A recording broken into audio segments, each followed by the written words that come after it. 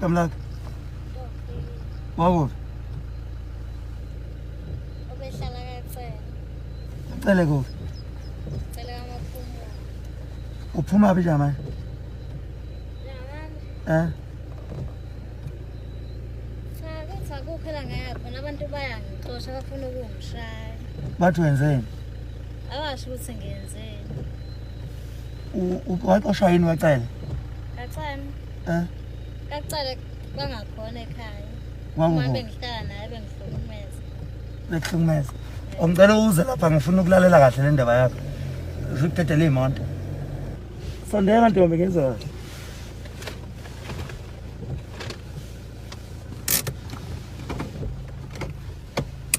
So ufike kanjani la? Bengihamba ngihike. Uya kuphi? Ubuhamba hike uya kuphi?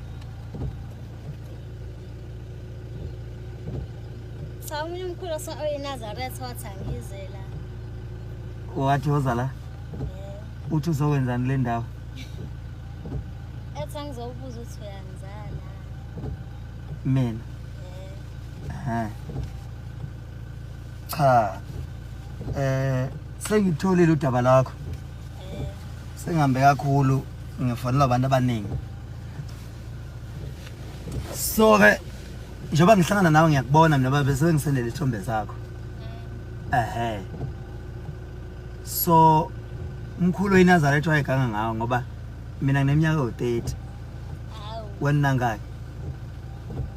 Cha angiyazi iminyaka yami mina. Awuyazi?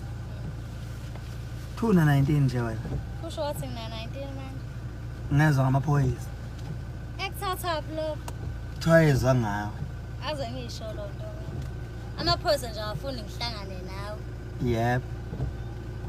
Wena wawukuthola phi ukuthi uzalwa yimini? Vele ngizalo wena. Uzalwa yimini? Ngizalo wena. Kubani? Cha msungikhohliwe hla. Ngikuzala kubani?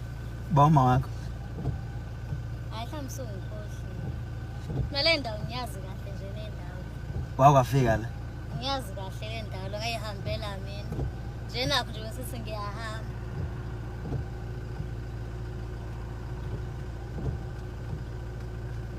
Ubani mawakho?